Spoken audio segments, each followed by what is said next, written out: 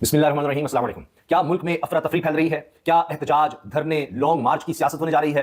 आज की खबरों को देखें तो इसका बखूबी अंदाजा हो जाएगा। आज 29 अप्रैल पीर का दिन है। आज के दिन कौमी असम्बली में मौलाना फजलुर रहमान साहब का खिताब बहुत ज्यादा जेर बहस है, इस वजह से कि उन्होंने दो टोक बात की है। उन्होंने पूरे सिस्टम को उड़ा कर रख दिया है। वो फजलुर रहमान साहब जो कि पीडीएम को लीड करते थे, आज सबसे बड़े नाक़िद बनकर सामने आए हैं। वो भी धरनों की, एहतजाज की बात कर रहे हैं। वो भी तहरीक इंसाफ का साथ देने की बात कर रहे हैं। किसान सड़कों पर हैं, किसानों की पकड़ धकड़ शुरू हो चुकी है, किसानों पर क्रैकडाउन शुरू हो चुका है। और हाल यह है कि सबसे बड़ा सूबा पंजाब, जहां पर बैठकर तख्ते लाहौर समझता है कि पूरे पाकिस्तान को कंट्रोल कर सकता है, यानी शरीफ खानदान, उनकी तरफ से अब जो दारुल हुकूमत लाहौर है वहां पर क्रैकडाउन शुरू हो चुका है। किसानों पर अभी से गिरफ्तारियां हो रही हैं और इसके साथ साथ लाहौर के तमाम खारजी और दाखिली रास्ते वहां पर पुलिस तैनात कर दी गई है कि कोई भी किसान, जो कि अब किसान मौजूदा हुकूमत में किसी दहशतगर्द से कम नहीं है, तो लिहाजा कोई किसान लाहौर में आ ना सके। लेकिन किसानों ने किया कि उनके नुमाइंदे पहले ही लाहौर में आ गए और चेरिंग क्रॉस पर वहां पर पुलिस की वैन्स पहुंच गई, प्रिजन वैन्स हैं, एंटी राइट फोर्स वहां पर पहुंच गई है, वाटर कैनन पहुंच गए हैं, ताकि किसानों को सबक सिखाया जा सके कि इनकी जरूरत किस तरह हुई कि अपने हक के लिए यहां पर आ सकते हैं, लाहौर में आ सकते हैं। उनको पता नहीं है कि यहां पर मरियम नवाज साहिबा का कब्जा है, ये उनकी सल्तनत है, उनका इख्तियार है यहां पर, और उनकी जरूरत कैसे हुई। इसलिए लाहौर में मौजूद क़यादत का कहना यह है कि हमारे घरों पर छापे मारे गए हैं, गिरफ्तारी भी की गई है, जबकि अज़मा बुखारी साहब इसको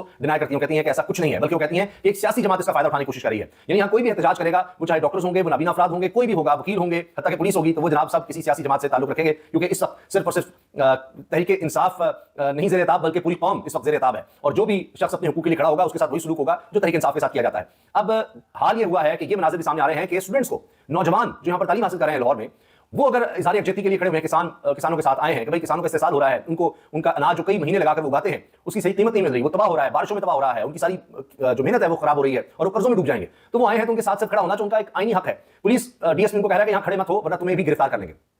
मजे की बात यह है कि एक तरफ गिरफ्तारियों की तरदीद की जा रही है, दूसरी तरफ वीडियोस आ रही हैं कि अभी तो कल धरने का कहा गया था किसानों की तरफ से, अभी से गिरफ्तारी की जा रही है। ऊपर से आप देखिए कि मामला यहां तक बढ़ गया है कि अभी तो मियां नवाज शरीफ यहां पर नहीं है, शहबाज शरीफ पाकिस्तान में नहीं, इसहाक डार साहब डिप्टी प्राइम मिनिस्टर यहां पर नहीं, वो मुल्क से बाहर होते हैं, डिप्टी प्राइम मिनिस्टर बन जाते हैं। शहबाज शरीफ साहब मुल्क से बाहर होते हैं तो उनका नोटिफिकेशन आ जाता है कि जी डिप्टी प्राइम मिनिस्टर जो है वो डिप्टी प्राइम मिनिस्टर बना रहा है। नवाज शरीफ साहब बाहर होते हैं तो फोन कॉल्स करते हैं, उस पर अनसनाउल्लाह आगे पीछे हो रहे होते हैं और मुख्तलिफ तरह के बयान दे रहे होते हैं, कभी कि एस्टैब्लिशमेंट के खिलाफ बयान दे दिया, कभी मुज़ाकरात का बयान दे दिया, कभी जनाब कुछ, कभी कुछ, तो वहां से वो बाहर से डोरे लाने की कोशिश कर रहे हैं। लेकिन यहां पर हाल यह है कि मरियम नवाज साहिबा से हालात कंट्रोल नहीं हो रहे और उनको एक ही काम आता है कि चढ़ दौड़ो और तशद्दुद करो, गिरफ्तारियां करवाओ। अब वो किसानों के साथ भी यही सलूक कर रही हैं, लेकिन ये सब कुछ उल्टा पड़ेगा। उसकी वजह यह है कि जो लोग सुप्रीम कोर्ट की रिपोर्टिंग करते हैं, अगर आप देखें तो इस वक्त मुख्तलिफ बातें करें। कोई लिख रहा है मेडे यानी हंगामी सूरत हाल, कोई लिख रहा है पिक्चर अभी बाकी है, कोई कह रहा है कि जनाब बड़ी खबर आने वाली है, हालात उस तरह के नहीं है जिस तरह समझे जा रहे हैं। इसी रहमतुल्लाह जान साहब एक बड़ा नाम, वो कहते हैं जी अगर तजावीज़ ही लेनी है सुप्रीम कोर्ट ने, फिर क्या बाकी रह गया? सुप्रीम कोर्ट के पास क्या है? अगर आपने अभी तजावीज़ लेते रहना है, एक्शन नहीं लेना कि जिन्होंने धमकाया कुछ किया, तो वहां से भी खबरें नून लीग के लिए, हुकूमत के लिए अच्छी नहीं है। वहां भी जिन पर वो तकिया किए हुए हैं कि जनाब सारा कुछ वो संभाल लेंगे, हमने एक आईनी पैकेज लाना है और हमारा बंदा वहां पर है, कोई मसला नहीं है, और इसलिए वो कहते थे कि जब तक उमर अब्दुल नियाज़ साहब चीफ जस्टिस है, ना नवाज शरीफ वापस आएंगे ना कुछ और होगा, और जब भी रिटायर होंगे तो सब कुछ हमारे हक में होने लग जाएगा, और फिर होने भी लगा। तो उनको बड़ा इत्मीनान और बड़ा था कि सब चीजें वो हैंडल कर लेंगे, लेकिन लगता है कि वो नहीं हो रही, क्योंकि खबरें ये आ रही हैं कि जनाब अब सुप्रीम कोर्ट में भी ज्यादातर जजेस जो हैं वो इकट्ठे हो गए हैं और वो भी उन 6 जजेस के साथ खड़े हो गए हैं, बल्कि अब उनको 8 कह लें, क्योंकि इस्लामाबाद हाईकोर्ट की तरफ से भी अब एक यूनानिमस तजावीज़ आ गई है सुप्रीम कोर्ट के पास। और कुछ इसी तरह के मामला हमें लाहौर हाईकोर्ट से, सिंध हाईकोर्ट से, पेशावर हाईकोर्ट से और बलूचिस्तान हाईकोर्ट से नजर आ रहे हैं। तो अब इनके लिए मुश्किलात बढ़ रही हैं। और पहले ही जनाब देखिए कि सब ये कह रहे हैं कि फॉर्म 47 की हुकूमत है, इनके पास इख्तियार तो है नहीं। उसी में आप मौलाना फजलुर रहमान साहब को देख लीजिए। मौलाना फजलुर रहमान साहब अब तहरीक इंसाफ के साथ खड़े होते नजर आ रहे हैं, और चाहे उसको पॉपुलैरिटी की कोशिश कहें या जो भी कहें, या उनको हिस्सा नहीं मिला उसके लिए कहें, लेकिन इससे पहले कि वो तहरीक इंसाफ का साथ दें, तहरीक इंसाफ की तरफ से आवाज़ उठ रही है कि जी असम्बलियां ही छोड़ दें, यानी सारी असम्बली को फिर खाली कर दें, तहरीक इंसाफ को मेंबर ना हो। यानी पहले उन्होंने इख्तियार छोड़ा था पंजाब में भी और खैबर पख्तूनख्वा में भी, और इस्तीफे दिए थे। अब साहबजादा हामिद रजा जो हैं सुन्नी इत्तेहाद कौंसिल के सरबराह, यानी जिसके तहत अब कहा जा रहा है जी पार्लियामेंट में तहरीक इंसाफ मौजूद है जिस जमात के अम्ब्रेला के अंदर, तो वो कह रहे हैं कि अगर इमरान खान साहब की रिहाई नहीं होती, मामला दुरुस्त नहीं होते, बेहतरी नहीं आती और जो आईनी हक है वो नहीं दिए जाते, तो फिर ऐसी असम्बली में बैठने का कोई फायदा नहीं है, और तो इस्तीफे दे दी जाए, असम्बलियों से निकल आए। और ये बात शौकत बसरा भी कह रहे हैं, अब तहरीक इंसाफ के और लोग भी लगता है कि इसके हामी होंगे यकीनन, क्योंकि ऐसी तो बात की जा रही है। अगरचे साहबजादा हामिद रजा कहते हैं मैंने अभी इमरान खान से इस बारे में मुशावरत नहीं की, लेकिन मेरा अपना ये ख्याल है, हो सकता है और बहुत से लोगों का ख्याल हो, और ये काम इमरान खान साहब माजी में कर चुके हैं जब उनके पास हुकूमतें थी, पंजाब में भी और खैबर पख्तूनख्वा में भी। तो अब तो उनके पास पंजाब में हुकूमत नहीं है, सिर्फ खैबर पख्तूनख्वा में है। और ऊपर से देखिए हालात क्या है कि लेकिन गंडापुर ने जो ही बयान दिया कि जी वो इस्लामाबाद पर कब्जा कर लेंगे, तो अब फिर इलेक्शन कमीशन की तरफ से उनको बुलावा आ गया है, नाइल की तलवार उन पर फिर लटक रही है। तो ये जो अफरा तफरी है, ये हमें कहीं भी खत्म होती नजर नहीं आ रही, कम होती नजर नहीं आ रही है, बढ़ती नजर आ रही है। अभी और तबकात ने निकलना है, अभी बजट से पहले तनख्वाहदार तबका निकलेगा, सरकारी मुलाजमीन निकलेंगे, अपनी तनख्वाहों में इजाफे के लिए निकलेंगे। अभी आप देखेंगे ताजर भी निकलेंगे, कारोबारी अफराद भी निकलेंगे, हर कोई भी निकलेगा। अभी तो किसानों के साथ जो होगा उसका रद्दमल आप गांव में देखेंगे, शहरों में देख रहे हैं कि किसानों को यहाँ पर आना पड़ा है। महंगाई का जो तूफान है, अभी IMF से जो डील है, उसके बाद जब लोग बिजली के बिल नहीं दे सकेंगे, अभी खबर आई कि इलेक्ट्रिक 18 रुपए 86 पैसे बिजली बढ़ाने का कह रहा है, तो उसके बाद आप देखेंगे कि ये तो मामला तेज होता चला जाएगा और बहरान दर बहरान आपको नजर आएगा। अभी जनाब वीडियोस भी आ रही हैं, मनाज़िर भी आ रहे हैं कि तहरीक इंसाफ के लोग भी निकले हैं किसानों के साथ इज़हार यकजहती के लिए, लेकिन वही काम कि गाड़ियां, गिरफ्तारियां और वही तशद्दुद और लाठी चार्ज, वो सब जनाब शुरू किया जा रहा है जिसकी इनको महारत है। लेकिन अगर ये किसान डटे रहे, मैं आपसे अर्ज कर रहा हूं, अगर ये डट गए तो ये हुकूमत के लिए आसान नहीं होगा इनको कंट्रोल करना, काबू करना। अच्छा, आप ये देखिए ना कि फजलुर रहमान साहब के बयान अगर आप देखें तो उससे आपको अंदाजा हो जाएगा कि हालात किस कदर अफरा तफरी की तरफ जा रहे हैं। एक तो जनाब सियासी आदमी से बात करनी होती है, खुदा करे ये खबर गलत हो। हमारी मालूमात के मुताबिक इस बार बाकायदा असम्बलियां बेची गई हैं। हारने वाले परेशान और जीतने वाले मुतमईन नहीं। जिनको हमारे हुक्म पर चलना चाहिए वो आज हमारे आका हैं। मौलाना फजल रहमान ने इज़हार ख्याल किया जी असम्बली में। पीटीआई से मुज़ाकरात शुरू नहीं हुए, लेकिन हमें इनकार भी नहीं है। ये भी फजल रहमान साहब का बयान है। जिन्हें इस पार्लियामान को हुक्म मानना चाहिए था वो हमारे आका हैं, फैसले कोई और करता है। कालक हमारे मुंह पर मली जाती है, अवाम हमें गालियां दे। ये कौन सी सियासत है? सब मिलकर सोचें जमहूरियत किधर है। जलसा करना पीटीआई का आईनी हक है, पीटीआई को जलसा करने का हक देने की हिमायत करता हूं, फजल रहमान। अच्छा, इसके अलावा जनाब फजल रहमान साहब की दीगर स्टेटमेंट्स, हिंदुस्तान और पाकिस्तान एक ही वक्त आजाद हुए, आज वो सुपर ताकत बनने जा रहे हैं। क्या ये पार्लियामान अवाम की नुमाइंदा पार्लियामेंट है या एस्टैब्लिशमेंट की तरतीब दी गई पार्लियामेंट? और बार बार जनाब सरकारी टीवी पर पीटीवी पर मौलाना फजल रहमान साहब को जो खिताब है उस पर बीप लगती रही, वो उनकी आवाज बंद होती रही। ये पीडीएम के सरबराह का हाल है जी, पीडीएम के सरबराह के साथ ही हो रहा है। बाकी तो आप सोच रहे हैं कि बाकियों की क्या सूरत हाल होगी। अच्छा जी, इसके साथ मैं देख रहा हूं कि वही जजेस वाले मामले पर जनाब नया सरप्राइज आने वाला है। ये भी खबर दे रहे हैं हुसैन अहमद चौधरी, ये बड़े जबरदस्त स्पोर्ट रिपोर्टर हैं, और ये कह रहे हैं जी अभी और बहुत कुछ होने वाला है और सरप्राइज आने वाले हैं।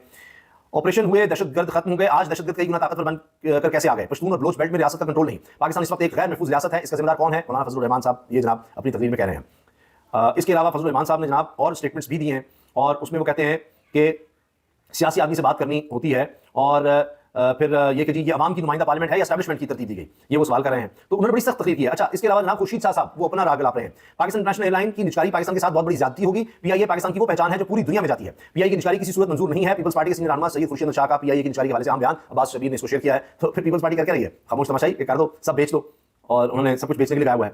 अच्छा जी, पंजाब असेंबली के बाहर कैदियों वाले ट्रक हैं, और पंजाब हुकूमत फैसला कर चुकी है कि किसानों को सबक सिखाना है, और इसके लिए जनाब वो अब बिल्कुल तैयार है। पुलिस इसलिए रखी हुई है कि अब जो भी निकलेगा, जो भी कोई एहतजाज करेगा, उसको सबक सिखाना है, उसको नहीं छोड़ना। ये इस वक्त जनाब ताज़ा तरीन सूरत हाल है। अब क्या तहरीक इंसाफ इस तरफ जा सकती है? पहले भी उन्होंने असम्बलियों से इस्तीफे दिए थे, ये नहीं कि वो पहली दफा इस तरह करेंगे, मगर ये सोच ही इंस्टेबिलिटी की तरफ लेकर जाएगी मजीद। उसके बाद हमने देखा था लॉन्ग मार्चेस हुए थे, और फिर हालात किस कदर खराब हो गए, और समझ नहीं, पिछले 2 साल से नहीं समझ रहे। तो क्या तहरीक इंसाफ इतना रिस्क लेगी, या अभी भी वो समझते हैं कि जी पार्लियामेंट में रहकर कोई स्ट्रगल की जा सकती है? लेकिन पार्लियामेंट बेवकूफ नजर आ रही है। मौलाना फजल रहमान साहब कहते हैं पार्लियामेंट के पास कोई इख्तियार ही नहीं है, यहाँ तो सियासतदान से बदनाम होने आते हैं। तो क्या फिर तहरीक इंसाफ कंटिन्यू करेगी, या पहले जिस तरह से असम्बली से इस्तीफे दिए थे वो काम करेंगे? क्योंकि फैसल वाडा साहब ने कह दिया शौक से पूरा कर लें, तो पहले आपने देख लिया था क्या हाल हुआ था, तो फिर दोबारा आप शौक पूरा कर लें नहीं। उसके बाद असम्बली से निकलकर पहले जिस तरह इनके खिलाफ गिरफ्तारियां पकड़ दकड़ ये हुई, तो मजीद किया जाएगा।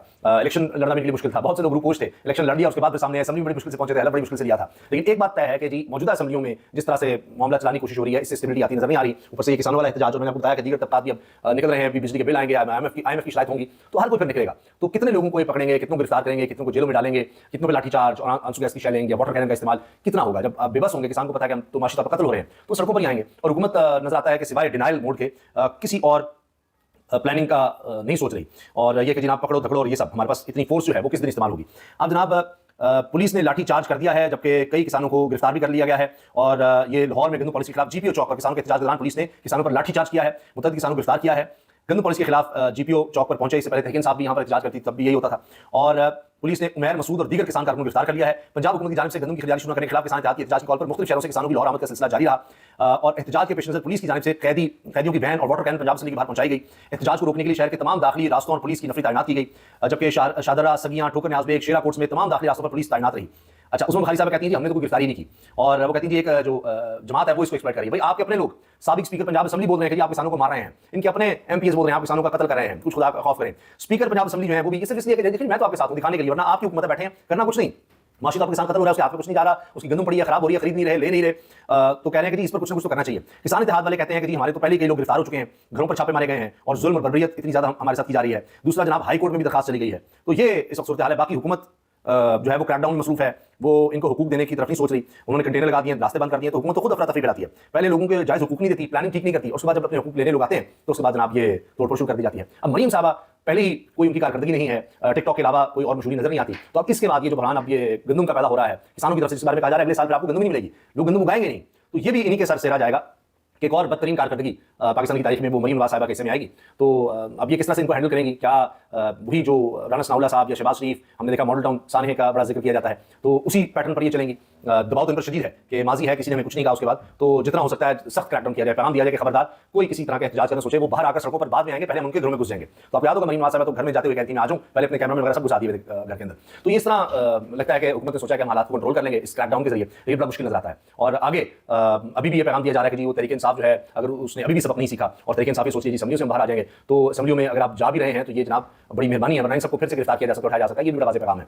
तो क्या बिल्कुल दोबारा तहरीक इंसाफ कश्तियां जलाकर और बाहर आकर असम्बली से बाहर निकलकर फिर सड़कों पर आने का सोचेगी, गिरफ्तारियां देगी, दोबारा लीडरशिप उस तरफ आएगी, या अभी जिस तरह असम्बलियों में है इसी तरह एहतजाज को कंटिन्यू किया जाएगा और उसमें से रास्ता निकालने की कोशिश की जाएगी, या मुज़ाकरात करने की जिस तरह बात हो रही है, इस पर इंशाल्लाह अगली वीडियो में बात करेंगे। अल्लाह हाफ़िज़।